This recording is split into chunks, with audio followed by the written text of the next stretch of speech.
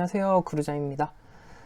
네, 2021년 1차 필기 1과목 11번 문제부터 이어가도록 하겠습니다. 11번. 다음은 어떤 직업상담 접근 방법에 관한 설명인가? 모든 내담자는 공통적으로 자기와 경험의 불일치로 인해서 고통을 받고 있기 때문에 자기와 경험의 불일치, 고통받고 있기 때문에 직업상담 과정에서 내담자가 지니고 있는 직업 문제를 진단하는 것 자체가 불필요하다고 본다. 직업 문제를 진단하는 것 자체가 불필요하다. 이거 무엇이었을까요? 네, 내담자 중심 직업 상담입니다. 다시 한번 정리해보면 내담자 중심, 인간 중심 진로 상담, 직업 상담, 로저스 그리고 패터슨이라고 했습니다. 피터슨은 인지적 정보 처리 이론에 나왔던 학자가 피터슨이었고, 인간 중심 직업 상담은 패터슨. 그래서 로저스의 인간 중심 상담 이론을 패터슨이 체계화 시켰다고 했었죠. 그래서 로저스, 패터슨이고, 비지시적 상담이다. 네, 그렇죠. 내담자 중심, 내담자 주도적 상담의 의미라고 했어요. 비지시적은. 그리고 자기와 일에 대한 정보 부족 및 일치성 부족, 왜곡으로 인해 진로 문제, 직업 문제가 발생한다 라고 했습니다. 정보 부족, 일치성 부족, 왜곡. 일치성 부족이라는 게 자기와 경험의 불일치를 의미하는 거죠. 일치성 부족. 인간 중심 상담에서 일치성이 나오잖아요. 현실적 자기, 이상적 자기, 그리고 타인이 본 자기, 지각된 자기죠. 이 세 가지의 자기가 일치하지 않기 때문에 불일치로 인해서 불안이 발생한다라고 했었습니다. 마찬가지로 인간 중심 진로 상담에서도 자기와 일에 대한 정보 부족과 일치성 부족과 왜곡으로 인해서 직업 문제가 발생을 한다. 되시겠죠? 그 다음, 진로 문제 자체를 진단하는 것 자체가 불필요하다 라고 했습니다. 인간, 개인 그 자체를 중요시했죠. 인간 중심, 내담자 중심, 인간 그 자체에 중시했다. 그리고 자기실현 경향성 개념, 인간 중심 이론에 나오죠. 마찬가지 인간 중심 진로 상담에서도 자기실현 강조했고, 자기 개념, 그래서 자기 개념을 명백히 하고 실행할 수 있도록 하는 것이 목적. 일치성과 진실성, 공감적 이해, 무조건적, 긍정적 존중. 이거는 이제 상담의 태도에 가깝다고 볼 수 있는데, 인간 중심 상담에서도 이제 이 세 가지를 굉장히 강조했죠. 마찬가지입니다. 일치성, 진실성, 공감적 이해, 무조건적, 긍정적 수용, 존중. 이렇게 정리하시면 되겠습니다. 이제 넘어갈게요. 12번. 성공적인 상담 결과를 위한 상담 목표의 특징으로 옳지 않은 것은 1번. 변화될 수 없으며 구체적이어야 한다. 상담 목표는 계속 변화할 수 있어요. 초기에 상담 목표를 설정하잖아요. 상담 목표 처음에 언제 설정하죠? 초기 구조화 단계에서 상담 목표를 어느 정도 정하게 됩니다. 그런데 진행하면서 다른 문제들이 또 부과가 될 수도 있고 여러 변수들이 많이 있잖아요. 그 변화에 따라 상담 목표도 달라질 수 있어요. 그래서 변화될 수 없다는 얘기는 틀렸습니다. 구체적이어야 합니다. 그리고 실현 가능해야겠죠. 상담 목표가 내담자가 원하고 바라는 것이어야 한다. 당연하죠. 협력적으로 상담자와 내담자가 협력적으로 상담 목표를 정해야 합니다. 상담자의 기술과 양립 가능해야만 한다.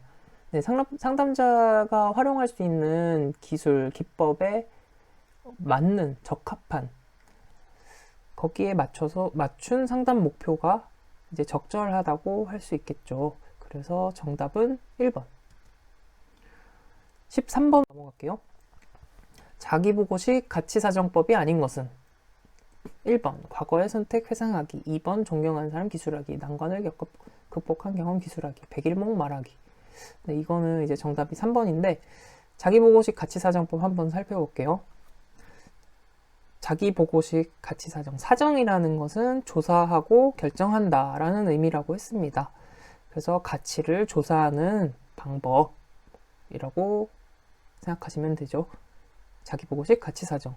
체크 목록 가치에 체크리스트가 있어요. 가치를 쭉 적어 놓은 체크리스트가 있으면 거기에 플러스 마이너스 표시를 해서 순위를 매기는 방법. 그리고 과거의 선택을 회상하는 방법. 직업, 여가 등에 있어서 과거에 어떤 선택을 했는지 그런 선택들을 돌아보면 이 내담자가 뭔가 일관되는 부분들을 발견할 수 있겠죠. 어떤 가치를 중요시하는지. 그리고 절정 경험.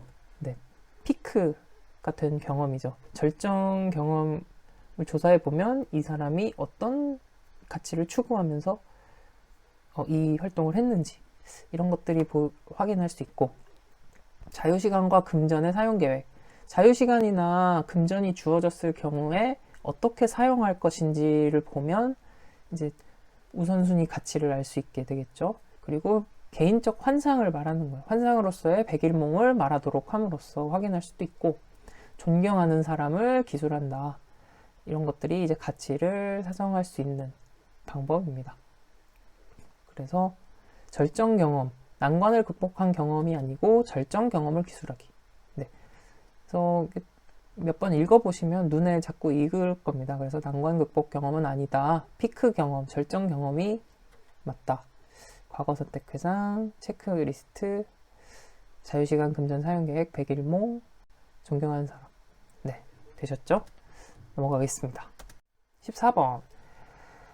헤어가 제시한 직업 상담사의 직무 내용에 해당하지 않는 것은, 네, 이 문제를 보면 이제 막 많이 출제되는 내용이 아니었어서 처음 보는 분들은 당황하실 수 있는데, 이런 모르는 내용이 나오더라도 일단 당황하지 마시고 차근차근 보기를 보세요. 우리 노동관계 법규 공부할 때 그런 문제들이 많이 나오잖아요. 내가 알면은 풀 수 있지만 전혀 모르면 이걸 찍기도 어려운, 그렇게 느껴지는데, 이제 문제를 그냥 차근차근 보시면 또 해결할 수 있는 문제들도 많이 있어요. 자, 보시면 1번. 상담자는 특수한 상담 기법을 통해서 내담자의 문제를 확인하도록 한다. 별 문제가 없어 보이죠? 특수한 상담 기법을 통해서 내담자의 문제 확인. 네. 2번. 좋은 결정을 가져오기 위한 예비 행동을 설명한다. 예비 행동을 설명한다. 네. 그렇고요. 3번. 직업 선택이 근본적인 관심사인 내담자에 대해서는 직업 상담 실시를 보류하도록 한다. 직업 선택이 근본적인 관심사인데 직업 상담 실시를 보류한대요. 뭔가 앞뒤가 좀 맥락이 안 맞는 것 같죠? 네. 4번. 내담자에 관한 부가적 정보를 종합한다. 큰 문제가 없어 보여요. 그래서 이렇게 눈치 학상으로 봤을 때 느낌이 이게 말이 좀 안 되는 것 같은 거를 이렇게 찍어 주시면 돼요. 모를 때는. 하지만 우리는 이제 한번 살펴볼게요. 헤어가 제시한 직업 상담사의 직무 내용. 네, 이렇게 되는데 굉장히 많은데 이거를 뭐 다 외우기보다는 그냥 한번 쭉 한 두세 번 이렇게 읽어보시면 무조건 암기를 할 필요는 없는 것 같아요. 보면 상담의 목적, 상담자 내담자 역할 확인, 구조화 과정에서 하는 거죠. 네, 당연한 얘기. 2번, 특수한 상담 기법을 통해서 내담자의 문제 확인. 특수한이 좀 마음에 걸릴 수 있는데, 이 특수한이라는 거는 이제 뭐 특정한 이런 의미로 받아들이시면 됩니다. 특정한 상담 기법. 그래서 내담자의 문제를 확인한다. 필요한 부분이고. 직업 선택이 근본적 관심이라면 직업 상담 실시를 확정해야죠. 당연히. 네, 여기 보류라고 나왔었죠. 네, 그래서 틀린 거고. 직업 상담 실시를 확정한다. 네, 직업 선택이 관심이니까. 의사결정 틀을 설명한다. 그래서 조금 애매할 수 있는 부분들에 제가 굵은 글씨를 표시해놨어요. 그래서 그 부분 중심으로 그 부분에 더 초점을 두고 좀 내용을 확인해 보시면 좋을 것 같아요. 한 두세 번 정도. 그러면은 뭐 크게 어렵지 않을 것 같아요. 의사결정 틀을 설명한다는 내용이 있구나. 그리고 좋은 결정을 가져오기 위한 예비 행동을 설명하는 역할이 있구나. 동기를 확인하는 것을 이제 하는 것도 직업상담사의 역할이구나. 대안 확인. 네. 윤리적으로 적절한 부가적 대안 확인. 모든 정보, 부가적 정보를 종합한다. 가능한 직업 결정과 관련해서 내담자에게 정보를 제시한다. 네. 대안의 장단점을 설명해준다. 부가적 장단점도 확인한다. 그리고 내담자에게 대안 평가, 그리고 가장 가능성 있는, 가망 있는 대안에 대한 부가적 정보를 얻는다. 네. 실행. 그리고 만족스러운지, 종결. 네, 어렵지 않아요. 이게 상담 과정대로 쭉 정리가 된 건데 조금 용어 같은 거 조금 헷갈릴 수 있는 이런 부분들만 좀 초점을 두고 몇 번 확인해 보시면 별 문제 없을 것 같습니다. 한 두세 번 읽어보고 넘어가시면 됩니다. 이런 건. 그래서 정답은 3번. 15번. 포괄적 직업 상담에 관한 설명으로 틀린 것은? 포괄적 직업 상담이 누구죠? 크라이티스죠. 크라이티스, 크리츠. 크라이티스는 포괄적이어서 어때요? 현실 적응 결정이 어렵죠. 네, 크라이티스의 직업 문제 유형이었죠. 네, 그러면 포괄적 직업 상담 다시 또 살펴볼게요. 다양한 상담 이론을 절충 통합하였다. 포괄적. 그래서 포괄적이죠. 다양한 이론을 절충 통합했다. 포괄적. 논리적인 것과 경험적인 것을 절충한 모형이다. 그래서 어떻게 절충했냐? 진단 검사, 검사를 중시했어요. 진단 검사. 변별적이고 역동적이고 결정적인 진단 검사. 그래서 검사를 변별적이라는 거는 이제 구별을 잘해준다는 얘기죠. 그래서 검사의 역할이 굉장히 중요하죠. 역동적이고 결정을 내려주는 그런 진단 검사. 검사의 효율적 사용 강조했고요. 진로 성숙도 검사, 포괄적 직업 상담이죠. 네. 그리고 내담자의 잠재력 활성화. 그래서 검사를 성공 예측의 수단으로 사용하지 않고 내담자의 잠재력을 활성화하는 네, 그런 용도로 이제 사용을 했다는 것입니다. 그래서 이런 역할을, 검사의 이런 역할을 강조했다. 상담 과정으로는 진단, 명료화 또는 해석, 문제 해결, 초기, 중기, 후기라고 보시면 됩니다. 그래서 초기에는 진단이겠죠. 자료 수집, 검사와 초기 상담, 상담 등을 통해서 내담자 자료를 수집하고 그 다음 중기, 명료화 또는 해석, 좀 깊게 들어가는 단계죠. 그래서 의사결정을 방해하는 태도와 행동을 확인하고 대안을 탐색하는 단계, 깊이 들어가는 중기 단계. 후기에는 문제 해결. 그래서 문제 해결을 위한 실제 행동을 결정하고 이러한 실제 행동을 학습하는 도구적 학습. 그런 기술들, 또 방법들을 습득하는 것에 초점을 둔 문제 해결 단계.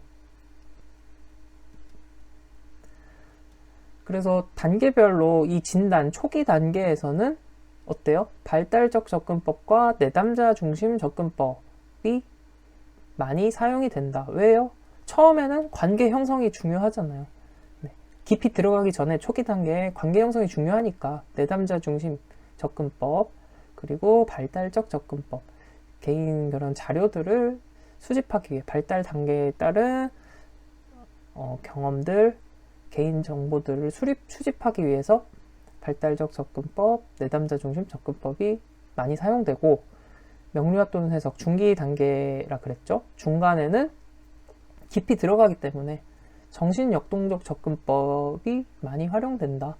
그래서 원인을 명료화하는 단계가 상담 중간 단계가 되겠습니다. 상담 마지막 단계, 문제 해결 단계랑 연관이 되는데 마지막 단계는 실제 행동 결정하고 도구적 학습. 그래서 특성 요인적 접근법과 행동주의적 접근법이 활용됩니다. 네, 지시적 능동적으로 이제 비교적 상담자 주도적으로 진행해 나가는 단계이기 때문에 특성 요인적, 행동주의적 접근법, 특히 이제 문제 해결 기술, 새로운 기술, 방법을 학습하는 데 초점을 두기 때문에 특히 행동주의, 그리고 특성 요인, 그래서 지시적 능동적인 상담 기법이 마지막에 활용이 됩니다. 그래서 초기, 중기, 후기. 초기, 중기, 후기 연결지어서 기억을 하시면 되겠습니다. 그리고 여기 진로 성숙도 검사에 대한 얘기가 있죠. 진로 성숙도 검사는 이제 직업심리학 과목에서 이 과목에서도 자주 출제가 되는 내용이기 때문에 간단히 또 보고 넘어갈게요. 태도 척도에 관한 문제가 종종 나오죠. 진로 성숙도 검사는 태도 척도와 능력 척도로 구성되어 있는데, 먼저 능력 척도는 자기 평가 능력, 직업 정보 뭐 획득, 수집 이런 능력이 되겠죠. 활용, 목표 선정, 계획, 문제 해결 능력에 대한 측정을 하는 것이고, 이제 태도 척도는 독립성, 성향, 결정성, 타협성, 참여도가 있는데, 이제 독립성 성향은 무엇이죠? 이제 독립 의존을 생각하시면 됩니다. 그래서 부모님이 원하는 대로 직업을 선택할 거다. 부모님이 하라는 대로. 이런 문항이 예시였죠. 그래서 독립성에 대한 측정이고, 성향은 사전 준비, 이해, 직업 선택에 대한 사전 준비, 이해. 그래서 뭐 일하는 것이 무엇인지 뭐 그런 거에 대해서 나는 생각한 적이 없다. 이런 문항들. 그리고 결정성은 확신이었죠. 확신. 내가 이 직업을 그러니까 밀고 나가는 확신 정도. 그래서 나는 선호하는 직업이 이제 자주 바뀐다. 이런 문항들이 있었어요. 그리고 타협성은 욕구와 현실의 차이에 있어서 타협하는 정도. 비현실적인 꿈을 꾸고 있는지 아니면 그런 타협하는 정도가 어느 정도인지 알아보는 게 타협성 척도였고, 참여도는 능동적인 참여, 능동적 적극적인 정도를 말하는 것이었죠. 그래서 나는 이제 직업 선택, 진로 선택에 신경 쓰지 않겠다. 뭐 이런 문항들. 그래서 태도 척도에 관한 이 5가지 척도를 각 척도랑 예시 문항이랑 이렇게 연결지어서 나온 문제에 각 자주 출제가 되는 부분이었습니다. 네, 이렇게 복습을 해봤고요. 다음 넘어갈게요. 문제를 안 봤네요. 문제. 포괄적 직업 상담에 관한 설명으로 틀린 것은? 1번. 논리적인 것과 경험적인 것을 의미 있게 절충시킨 모형이다. 그렇죠. 절충 모형이라고 했습니다. 진단은 변별적이고 역동적. 변별적, 역동적, 또 뭐라 그랬죠? 네, 결정적. 변별, 역동, 결정적인 성격을 가지고 있다. 상담의 진단 단계에서는 특성 요인과 행동주의, 특성 요인, 행동주의, 지시적, 능동적, 이건 언제라 그랬어요? 문제 해결 단계, 후기 단계라고 했습니다. 진단 단계는 초기잖아요. 초기 단계는 뭐죠? 개인의 정보를 수집해야 되잖아요. 그러니까 발달적 접근으로 하는 거고, 또 뭐라고 했어요? 관계 형성이 중요하기 때문에 인간 중심 접근, 인간 중심 이론으로 접근을 합니다. 문제 해결 단계에서는 도구적, 조작적 학습, 그렇죠? 학습에 초점 맞추는 거죠. 문제 해결 단계에서는 새로운 기술, 방법을 습득하는 게 중요하기 때문에, 그리고 지시적, 능동적 상담이 이루어지고, 그렇기 때문에 특성 요인 이론, 행동주의 이론에 기반한 기법을 활용하게 됩니다. 여기까지 되셨나요? 네, 그러면 넘어가겠습니다. 그래서 정답은 3번입니다. 16번. 대안개발과 의사결정 시 사용하는 인지적 기법으로 다음 설명에 해당하는 인지치료 과정의 단계는? 네, 이거는 이제 대안개발과 의사결정 시 사용하는 인지적 기법, 이제 정확히 부정적 반응을 보이는 사람을 위한 인지치료 과정인데요. 6단계로 나뉘어져 있습니다. 요스트와 여러 학자들이 이제 만들어낸 단계입니다. 대안개발과 의사결정 시에 부정적 반응을 보이는 사람을 대상으로 하는 인지치료 과정. 그래서 5단계인데, 1단계는 내담자가 느끼는 감정의 속성에 대해서 확인하는 것입니다. 첫 단계.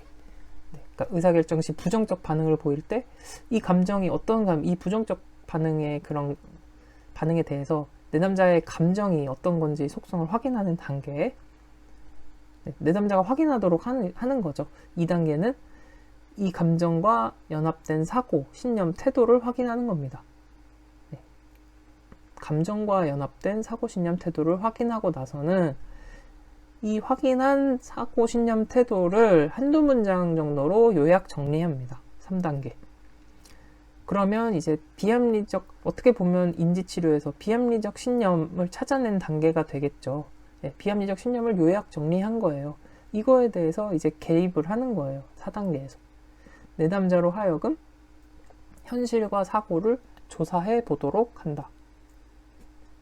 그래서 이 낡은 사고에 대한 평가, 그리고 새로운 사고, 낡은 사고가 적절한지를 확인할 수 있도록, 검증할 수 있도록 개입하는 단계, 4단계. 그 다음 5단계는 이제 더 깊이 들어가서 이 검증 단계에서 과제를 부여하고 사고와 신념의 적절성을 검증하는 단계가 마지막 단계가 되겠습니다. 네. 그래서 이게 인지치료 과정이 뭐 우리 그 앨리스의 REBT도 했었잖아요. 거기서 A, B, C, D, E 단계도 그렇고, 그러니까 인지치료 과정 자체 전체적인 틀을 기억을 하시면 될 것 같아요. 이거를 막 일일이 다 외우기보다는. 근데 물론 이건 단계니까 어느 정도는 알고 있어야겠지만, 인지치료 과정 자체가 먼저 어떤 REBT를 예로 들면 A, B, C, D 선행 사건이 있으면 거기에 따른 비합리적인 도식, 신념, 태도가 형성이 되는 거죠. 어떤 선행 사건에 의해서 비합리적 신념이 형성이 되는 거고. 네, 이런 거죠. 그래서 그 비합리적 신념에 따른 결과들이 있을 거고, 네, 뭔가 안 좋은 결과들이겠죠. 그 안 좋은 결과들에 대해서 이제 심층적으로 들어가는 거죠. 그게 비합리적이다라는, 부적절하다라는 것을 깨닫도록 하는 과정이 논박이 되겠고, 그리고 네, 그러고 나서 이제 감정의 결과가 바뀌는 그런 과정이 ABCD이잖아요. 그런 것처럼 여기서도 감정을 확인하고 그 감정에 연결된 비합리적 사고를 확인하고 그것을 좀 더 명료화하는 거고, 3단계에서는.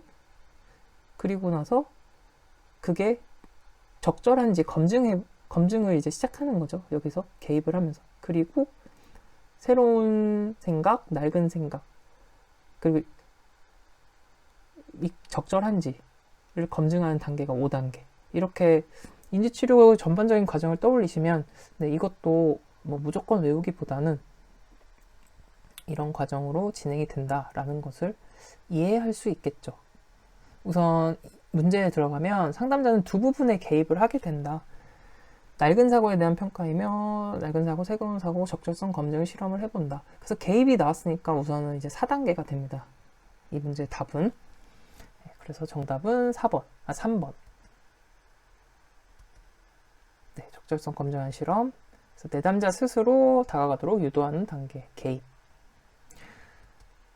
넘어갈게요. 17번. 직업상담사의 윤리에 대한 설명으로 옳은 것은 1번. 내담자 개인 및 사회에 임박한 위험이 있다고 판단되더라도 개인정보와 상담 내용에 대한 비밀을 유지해야 한다. 안 되죠. 개인 및 사회에 임박한 위험이 있으면 비밀 보장 한계가 있는 것이죠. 2번. 자기와 능력 및 기법의 한계를 넘어서는 문제에 대해서는 다른 전문가에게 의뢰해야 한다. 그렇죠. 이제 내 능력 바뀐 거는 바로 그 조치를 해야 돼요. 그거를 이제 내담자에게도 이제 그래서는 안 되겠죠. 내 한계의 능력을 넘어서는 범위에 있어서는. 그래서 다른 전문가에게 의뢰해야 한다가 맞습니다. 3번. 심층적인 심리 상담이 아니므로 직업 상담은 비밀 유지 의무가 없다. 네, 뭐 이건 당연히 아니겠죠. 네, 4번. 상담을 통해 내담자가 도움을 받지 못하더라도 내담자보다 먼저 종결을 제한해서는 안 된다. 이건 중요해요. 상담자가 그걸 잘 파악을 하면서 진행을 해야 돼요. 내담자가 도움을 받지 못하고 있다면 어떻게 보면 이게 2번과도 관련되는 문제거든요. 자신에 의해서, 그러니까 뭐 그게 반드시 상담자의 능력 때문은 아니겠지만 여러 가지 이유로 인해서 내담자가 도움을 받지 못하고 있다면 그것에 대해서 그 원인에 대해서 잘 확인해보고 그게 이 상담 과정에서 해결이 안 된다 그러면 이제 먼저 종결 제안하고 다른 또 상담자를 뭐 소개를 해주던지 다른 방법을 제시를 해야지 네, 그 문제의 원인 파악이 안 되고 그렇게 끌고 가는 것은 굉장히 문제가 있습니다. 그래서 정답은 2번이 되겠고요. 조금 더 살펴보면 비밀 보장한 게 저는 봤었죠. 1번의 경우 자신 타인 사회 안전을 위협하는 경우에는 비밀 보장 한계가 있는 것이고요. 두 번째, 감염성이 있는 치명적인 질병이 있다는 확실한 정보. 네, 이것도 자신 타인 사회 안전을 위협하는 거랑 연관이 되겠죠. 그리고 법적으로 요구되는 경우 정보를 공개해야 합니다. 넘어갈게요. 18번. 다음 상담 장면에서 나타난 진로 상담에 대한 내담자의 잘못된 인식은 내담자, 진로 선택에 대해서 도움을 받고자 합니다. 상담사, 당신이 현재 생각하는 것부터 이야기를 하시지요. 내담자, 저는 올바르게 선택하고 싶습니다. 아시겠지만 저는 실수를 저지르고 싶지 않습니다. 선생님은 제가 틀림없이 올바르게 선택할 수 있도록 도와주실 것으로 생각합니다. 선생님은 틀림없이 올바른 선택을 하도록 도와준대요. 무엇일까요? 진로 상담의 정확성에 대한 오해. 그렇죠. 이제 진로 상담을 하면 틀림없이 올바르게 선택할 수 있도록 할 것이다. 진로 상담이 모든 걸 해결해 줄 것이다. 라는 거죠. 그래서 1번이 정답이 되겠고, 네. 이거는, 독해 문제네요. 네. 그래서 정답은 1번이 되겠습니다. 넘어갈게요. 19번. 앨리스 여기 나왔네요. 앨리스가 개발한 인지적 정서적 상담, REBT라고도 했고, 합리적 정서적 행동치료라고도 했고, 네, 인지정서 행동상담, 뭐 여러 가지로 불리죠. 그래서 정서적이고 행동적인 결과를 야기하는 것은 앨리스 하면 뭐가 떠올라야 돼요? REBT랑 ABCD 모델, 그쵸? ABCD 모델. ABCD 모델이 뭐였죠? A는 Activating Event, 뭐죠? 선행사건, 촉발 사건들이 일어나요. A. B 단계는 Belief System, 그래서 신념 체계. A. 선행사건에 의해서 B. Belief System, 신념 체계가 형성이 되는 거죠. 대체로 비합리적인 신념 체계가 되겠죠. 이런 역기능적, 자동적 사고에 의해서 신념 체계가 형성이 돼요. 그래서 도식이라고도 하고 태도라고도 하죠. 비합리적 신념, 태도, 도식. 이게 형성이 되면 이 비합리적 사고로 인해서 C, 결과가 나요. consequence. 어떤 결과가 나죠? 부정적인 결과가 나겠죠. 예를 들면 뭐 우울증이 올 수도 있고 뭐 불안이 심해질 수도 있고 이런 결과들이 나타납니다. 선행사건, 신념, 거기에서 결과가 나오는 거죠. 부정적인 결과들. 그러면은 이제 D단계에서는 디스퓨트, 논박을 하게 돼요. 이 비합리적인 사고, 신념, 도식에 대해서 이것이 과연 합리적이냐라고 내담자가 판단할 수 있도록, 깨달을 수 있도록 이게 비합리적이라는 것을 논박을 하게 되죠. 그래서 논박 단계를 거치면 이제 그 비합리적인 생각이 수정이 되고 2단계, 이펙트, 결과입니다. 결과 단계에서는 이로 인해서 이제 변화되는 결과들에 대해서 확인하는 단계죠. 그리고 F단계는 들어가는 경우도 있고 안 들어가는 경우도 있다고 했습니다. 그래서 F는 feeling, 감정.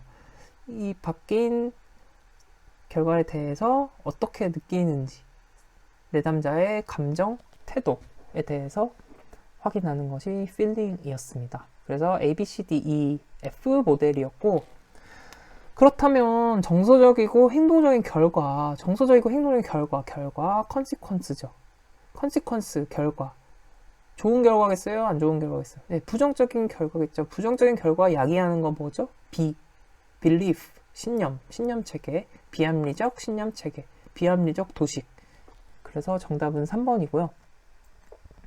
REBT를 좀 더 다시 자세하게 살펴보면 이제 인지 정서 행동적 상담, 합리적 정서 행동 치료라고도 한다고 했습니다. 인지이론과 행동주의 이념이 결합된 것. 비합리적, 비논리적 신념, 키워드죠. 논박 키워드. 논박, 비합리적, 비논리적 신념 나오면 인지정서, 행동치료. 네, 인지치료에서 중요시하는 게 이거죠. 비합리적 사고, 비합리적 신념, 역기능적 사고. 이게 인지치료 핵심이고, 이제 논박이라고 이렇게 좀 직접적으로 나오면은, 네, RBT에 대한 설명.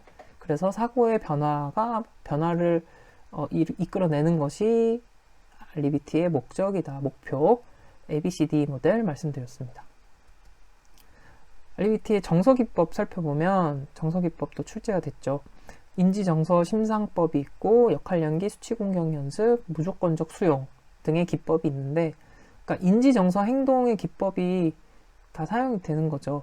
인지정서 심상법을 먼저 보면 부적절한 느낌을 생생하게 떠올리고 나서 이를 적절한 느낌으로 바꾸어 상상하는 거예요. 감정, 느낌에 대해서 이제 바꾸는 연습을 통해서 전환을 시키는 거죠. 안 좋은 느낌을 좋은 느낌으로 상상할 수 있도록 연습하는 게 인지정서 심상법이에요. 심상이라는 건 마음심, 마음으로 상상한다. 심상이죠. 마음으로 떠올리는 거. 그래서 안 좋은 느낌을 마음으로 떠올리게 하고 나서 그거를 좋은 느낌으로 바꾸어서 떠올려보는 연습. 인지정서 심상법. 역할연기는 실제로 역할을 연기하는 거죠. 이 연기를 통해서 자신의 비합리적 사고를 깨닫도록 하는 데 초점이 있습니다. 그리고 그러니까 인지정서 심상은 느낌, 감정을 바꾸는 연습이고, 역할 연기는 비합리적 사고를 깨닫기 위한 거죠. 역할을 실제로 연기해 봄으로써. 무조건적 수용은 이제 상담자의 태도와도 같은 건데, 이제 기법이죠. 이것도 일종의 언어적, 비언어적 표현을 통해서 내담자에게 무조건적 수용을 할 수 있다. 네, 뭐 논박이 들어갔다고 해서 무조건 막 까칠하게 이런 건 아니에요. 당연히 수용적인 게 이제 바탕에 있는 거죠. 네, 상담에 있어서. 네, 그리고 RBT의 행동기법. 아까 인지정서 행동 치료니까 인지정서 행동 기법이 다 들어가잖아요. 행동 기법은 우리가 행동주의 이론 생각하시면 되죠. 행동주의는 뭐예요? 학습, 강화, 처벌 이거잖아요. 그리고 체계적 둔감화. 체계적 둔감화가 뭐였죠? 체계적 둔감화는 이제 우리가 상상을 통해서 불안 자극에 대해서 조금씩 노출을 높여가는 거예요. 내가 거미를 되게 쥐라고 합시다. 쥐를 무서워한다. 그러면 처음에 쥐 뭐 그림이나 사진부터 시작해서 이제 거기에 이제 상상하도록 하면서 좀 노출을 시키고, 거기 그 다음으로는 이제 실제로 실험 상자에 들어있는 조그만 쥐를 떠올려 보도록 하면서 거기에 좀 익숙해지도록, 불안을 감소시킬 수 있도록 노출을 하고, 그 다음에는 내 앞에 있는 쥐가 실제 내 앞에 있다 이렇게 떠올리면서 또 더 불안을 감소할 수 있도록 이렇게 익숙해지도록 노출을 단계적으로 높여가는, 근데 그걸 상상으로 하는 거죠. 그걸 체계적 둔감화라고 합니다. 그리고 자기 표현 훈련, 자기 관리가 출제가 됐던 이제 행동 기법이고요. RBT 인지 기법으로는 당연히 논박하기, 비합리적 신념을 논박하는 것, 그리고 언어를 변화시키는 것도 효과가 있다 그랬어요. 뭐뭐 해야 한다 이런 의무적, 당위적인 표현에서 뭐뭐 하고 싶다, 하겠다 등으로 언어를 순화시킴으로써 우리의 사고를 좀 변화시킬 수 있다. 그래서 인지정서 행동 기법을 사용하고, 이런 기법들에 대해서 딱 보면 이게 인지 기법인지, 이게 정서 기법인지, 행동 기법인지를 구분하실 수 있어야겠죠. 이게 내용을 지금 다 설명을 드린 이유가, 이 내용, 각 기법의 내용을 알면은 이게 정서 기법인지 인지 기법인지 행동 기법인지 아마 구분이 되실 수 있어요. 그래서 이제 설명을 드린 거였습니다. 그래서 정답은 이 문제에서 아까 몇 번이었죠? 신념이었죠. 네, 정답 3번이었고 20번으로 넘어가겠습니다. 20번 특성 요인 상담의 특징으로 옳지 않은 것은, 너무너무 중요한 게 나왔죠. 특성 요인 상담 매번 출제가 되는 내용입니다. 반드시 여기 별표를 한 10개 뭐 이렇게 그려주시면 됩니다. 특성 요인 직업 상담 다시 한번 해볼게요. 윌리엄슨 특성 요인 직업 상담. 처음에 어디서 출발했었죠? 네, 표준화 검사에서 출발을 했습니다. 특성 요인 직업 상담은 표준화 검사를 매우 중요시한다. 이거를 활용한다 그랬어요. 그래서 표준화 검사 매우 중시하고, 표준화 검사를 중시한다는 것은 과학적, 합리적 방법을 강조하는 거죠. 그리고 표준화 검사를 통한 내담자 이해, 어때요? 객관적인 이해입니다. 객관적 이해를 강조합니다. 객관적 이해를 강조하기 때문에 사례 연구를 통한 객관적 이해를 강조하는 거죠. 사례 연구를 중시합니다. 그리고 객관적 이해를 강조하기 때문에 정보의 수집, 분석, 종합을 강조하게 되죠. 그래서 정보의 수집, 분석, 종합, 특성 요인 직업 상담의 특징이고, 그리고 정보의 제공, 설명이 따라서 중요해지게 됩니다. 그래서 정보의 제공, 설명, 정보를 직접 제공하고 설명한다. 상담자 주도적이죠. 상담자가 설명해주고 제공하니까 교육자 역할을 하고 주도적인 역할을 하게 됩니다. 상담자 주도적이라는 건 상담자 중심 상담이라는 것이고, 상담자 중심이라는 것은 곧 뭐죠? 지시적인 상담이 되는 것이죠. 네. 내담자 중심은 비지시적 상담, 상담자 중심은 지시적 상담. 네, 그래서 교육자 주도적 역할, 지시적. 상담자와 내담자는 당연히 촉진적인 관계가 중요합니다. 그럼 끝이에요. 그리고 특성 요인 직업 상담은 특성과 요인을 연결한 것이 특성 요인 직업 상담이잖아요. 특성 요인 어떻게 연결한 거예요? 개인의 특성이랑 이걸 검사로 측정하는 거죠. 네. 표준화 검사를 중시했잖아요. 그러니까 개인의 특성은 검사로 측정을 하고, 요인은 직업 성공의 요인, 성공적인 직업 수행을 위해 요구되는 특징을 요인이라고 했어요. 그래서 개인 특성과 직업의 요인, 개인과 직업을 연결시켜서 적합한 직업 선택을 돕는 것. 즉, 특성과 요인을 고려하여 능력에 부합하는 직업 선택을 돕는 것이 특성 요인 직업 상담이라고 했습니다. 자, 그럼 문제로 들어가서 특성 요인 상담은 상담자 중심의 상담 방법이다. 그렇죠. 네. 2번. 객관적 이해보다는 정서적 이해에 중심을 둔다. 객관적 이해가 중요하다고 했습니다. 네. 그래서 쭉 얘기한 거죠. 표준화 검사, 사례 연구, 정보 수집 분석. 3번. 내담자에게 정보를 제공하고 학습 기술과 사회적 적응 기술을 알려주는 것을 중요시한다. 그렇죠. 정보 제공, 교육자 역할, 주도적 역할, 학습 기술, 사회적 기술 알려주는 것. 네. 상담자 주도적 상담이다. 4번. 사례 연구를 상담의 중요한 자료로 삼는다. 그렇죠. 사례 연구 강조했어요. 객관적 이해. 그래서 정답은 2번이고요. 특성 요인 직업 상담에서 우리가 중요하게, 이것보다 더 중요한 게 이제 이것만큼 중요한 게 6단계였죠. 네. 특성 요인 직업 상담의 단계. 분종진, 예상추, 분종진, 처상추. 네. 여러 번 했습니다. 분종진, 예상추, 분종진, 처상추. 분석, 종합, 진단, 예측, 상담, 추수, 지도. 처방, 상담, 추수, 지도. 이렇게. 다시 한번 또 살펴볼게요.